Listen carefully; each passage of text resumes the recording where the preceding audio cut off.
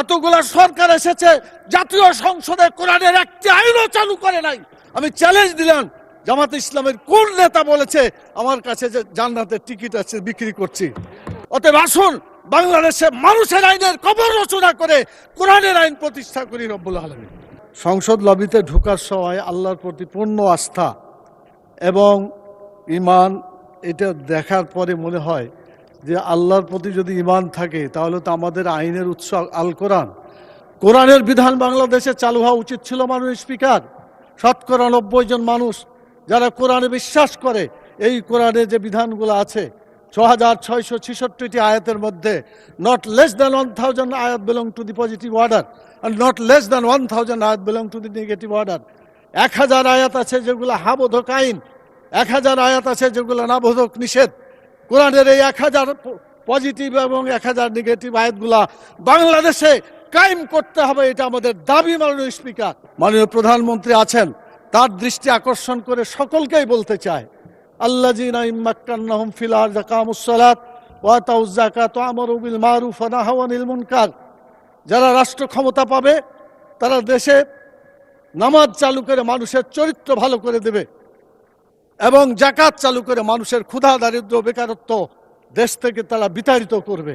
ভালো কাজ করে মানুষকে শান্তিতে থাকতে দেবে, খারাপ কাজ বন্ধ করে অশান্তির আগুন থেকে মানুষকে রক্ষা করবে। কিন্তু দুর্ভাগ্য, আওয়ামী লীগ এসেছে 6 বার, বিএনপি 5 বার, জাতীয় পার্টি 2 বার। এতগুলা সরকার এসেছে, জাতীয় সংসদে কোরআনের একটি আইনও চালু করে নাই। মাননীয় স্পিকার, সবচাইতে লজ্জা, সবচাইতে দুঃখজনক কথা হলো এটা। আমরা চাই আমরা এদেশে কোরআনের আইন চালু করে মানুষকে মুক্তি দেব। এরপরে যে কথা বলতে চাই সেটা হলো টিকিট বিক্রির একটা কথা বলা হয়েছে। মাননীয় স্পিকার, একটু প্লিজ। কোরআন মাজিদে একটি আয়াতকে কেন্দ্র করে এটা ভুল বুঝাবুঝি হচ্ছে। আল্লাহ তাআলা সূরা তওবার 111 নম্বর আয়াতে বলেছেন যে আল্লাহ তাআলা জান মালকে কিনে নিয়েছেন জান্নাতের বিনিময়ে। এটা আল্লাহর কথা। আপনি জানমাল দিবেন, বিক্রি করবেন, জান্নাতে যেতে পারবেন। জানমাল আল্লাহর পথে দিবেন না, আপনার কপালে জান্নাত হবে না। এটা আল্লাহর কথা, এটা মানুষের কথা না।